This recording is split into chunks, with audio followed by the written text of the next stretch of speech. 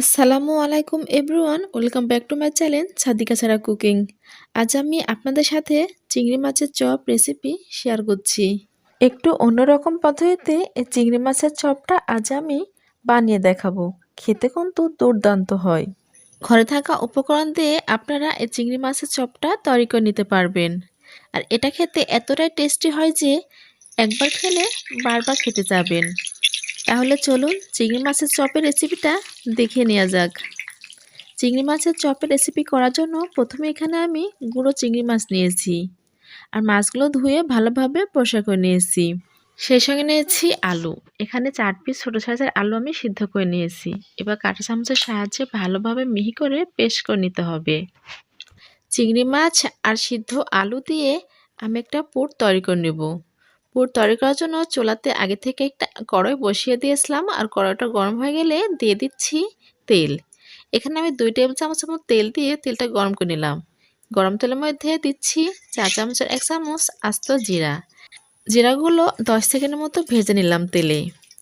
এবার তেলে দিচ্ছি পেঁয়াজ কুচি।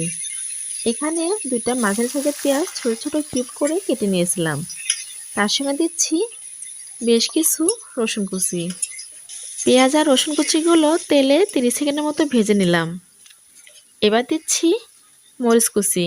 এখানে আমি 4-5টা মরিচ ছোট ছোট কুচি করে পেঁয়াজ রসুন মরিচগুলো তেলে 1 মিনিটের মতো ভেজে নিলাম। এবার দিচ্ছি শুকনো মশলা। লবণ দিচ্ছি 4 চামচের 1 চামচ। লাল লঙ্কা গুঁড়া দিচ্ছি 4 চামচের 1 চামচ। হলুদ গুঁড়া দিচ্ছি 4 চামচের হাফ চামচ। বেশ হলো শুকনো মশলা। এবার মশলাগুলো তেলে নেড়েচেড়ে কিছুক্ষণ ভেজে নেব। 20 সেকেন্ডের মতো নেড়েচেড়ে মশলাগুলো ভেজে নিলাম। এবার দিচ্ছি 4 চামচের 1 চামচ আদা পেস্ট। সবগুলো উপকরণ একসঙ্গে 30 সেকেন্ডের মতো আবারও ভেজে নেব। মশলাগুলো তেলে ভাজা শেষ। এবার দিচ্ছি গাজর। একটা গাজর ভালোভাবে ধুয়ে পরিষ্কার করে আমি গ্রেটার দিয়ে গ্রেট করে তেলে ভেজে নিচ্ছি 1 মিনিটের মতো। 1 মিনিট তেলে ভাজলে গাজরগুলো নরম সফট হয়ে যাবে। যখন গাজরগুলো নরম সফট হয়ে যাবে তখন দিতে হবে চিংড়ি মাছ। যে মাছগুলো আমি ধুয়ে ভালোভাবে পরিষ্কার করে রাখছিলাম সেই মাছগুলো এবার আমি একসঙ্গে আবারও তেলে নেড়েচেড়ে ভেজে নেব। 2 থেকে 3 মিনিট মশলার সঙ্গে মাছগুলো ভালোভাবে ভেজে নেব। চুলার আঁচ মিডিয়ামে রেখে একটু সময় নিয়ে মাছগুলো ভালোভাবে ভেজে নিতে হবে। 2 থেকে 3 মিনিট মাছগুলো মশলার সঙ্গে ভালোভাবে ভেজে বা কষিয়ে নিলাম। এরপর যা দিচ্ছি পেস্ট করে রাখা সিদ্ধ আলুগুলো। সবগুলো উপকরণ নেড়েচেড়ে আমি 3 থেকে 4 মিনিট ভেজে নেব। আর এটা অনবরত নাড়তে হবে যেন তলানিতে লেগে না যায়। তলানিতে লেগে গেলে পুরটা ভালো হবে না। 3 থেকে 4 মিনিট এভাবে নেড়েচেড়ে আমি মাছের পুরটা ভালোভাবে তৈরি করে নিলাম। এরপরে দিচ্ছি 4 চামচের 1 চামচ ভাজা জিরা গুঁড়া। জিরা গুঁড়া দিয়ে পুরের সঙ্গে ভালোভাবে মিশিয়ে নিলাম। নেড়েচেড়ে মিশিয়ে নিলে তৈরি হয়ে যাবে চিংড়ি মাছের পুর। চিংড়ি মাছের পুরটা চুলা থেকে নামিয়ে আমি ঠান্ডা করে নিলাম। এবার চিংড়ি মাছের চপ করার জন্য হাতের মুঠো আকারে নিয়ে লম্বা লম্বা করে আমি শেপ দিয়ে নিচ্ছি। আমি ঠিক এভাবে লম্বা লম্বা করে আমি আমার পছন্দ মতো চিংড়ি মাছের চপের শেপ দিয়ে নিলাম। আপনারা আপনাদের পছন্দ মতো লম্বা বা গোল আকারে শেপটা দিয়ে নেবেন। চিংড়ি মাছের চপের শেপ দেওয়া খুবই সহজ। দেখে বুঝতে পাচ্ছেন আমি কিভাবে খুব সহজে চপের শেপগুলো দিয়ে নিচ্ছি। 2 হাতের তালুর সাহায্যে লম্বা লম্বা করে একইভাবে সবগুলো চিংড়ি মাছের চপের শেপ দিয়ে নিলাম। এখানে আগে থেকে একটা ডিম ভেঙে তার সঙ্গে সামান্য একটু লবণ দিয়ে কাঁটা চামচের সাহায্যে ভালোভাবে ফেটিয়ে নিয়েছি। সেই সঙ্গে নিয়েছি কিছু চাউলের গুঁড়া। তৈরি করা চিংড়ি মাছের চপগুলো এবার চাউলের গুঁড়ার মধ্যে এক এক করে ঠিক এভাবে কোট করে নিতে হবে। চাউলের গুঁড়ার মধ্যে কোট করা হয়ে গেলে ফেটানো ডিমের মধ্যেও কোট করে নিতে হবে। এটা কাঁটা চামচের সাহায্যে উল্টিয়ে পাল্টে ডিমের মধ্যে মাছের চপগুলো কোট করে নিচ্ছি। ডিমের মধ্যে কোট করা হয়ে গেলে উঠিয়ে বেডগামের মধ্যে এবার হাত দিয়ে ভালোভাবে উল্টিয়ে পাল্টে কোট করে নিলাম। একটা কোট করা হয়ে গেছে, এবার দ্বিতীয়টা ঠিক একইভাবে চাউলের গুঁড়ার মধ্যে গড়িয়ে নিয়ে এবার ফেটানো ডিমের মধ্যে ভালোভাবে কোট করে নিতে হবে।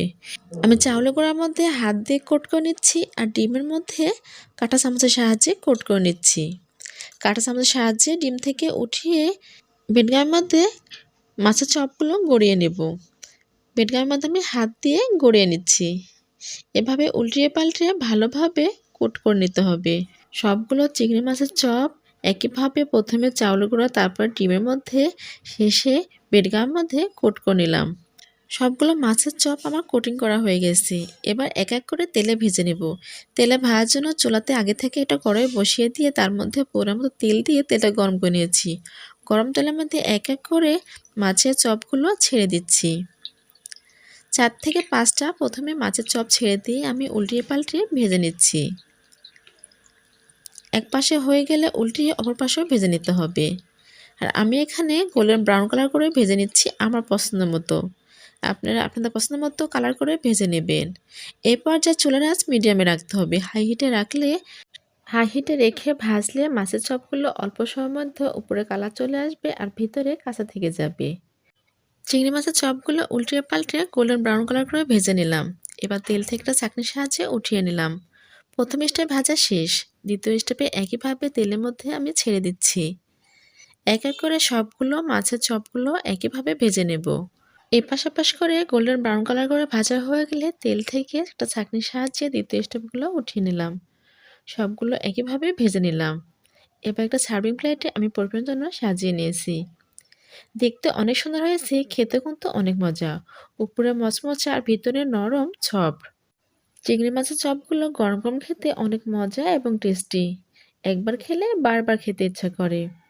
আশা করছি আমার আজকের সহজ রেসিপিটা আপনাদের কাছে ভালো লেগেছে। ভালো লাগলে লাইক, কমেন্ট, শেয়ার এবং সাবস্ক্রাইব করবেন। সাবস্ক্রাইব করে আমার চ্যানেলের সঙ্গে থাকবেন। আমি যেন আপনাদের মাঝে এমন মজার মজার রেসিপি নিয়ে হাজির হতে পারি। আর আপনারা বাসায় একবার হলেও এই চিংড়ি মাছের চপের রেসিপিটা ট্রাই করবেন। আর খেতে কেমন লেগেছে আমাকে অবশ্যই কমেন্ট বক্সে কমেন্ট করে জানাবেন। সবাই ভালো থাকবেন, সুস্থ থাকবেন। সবার সুস্বাস্থ্য কামনা করে আজকের মতো বিদায় নিচ্ছি।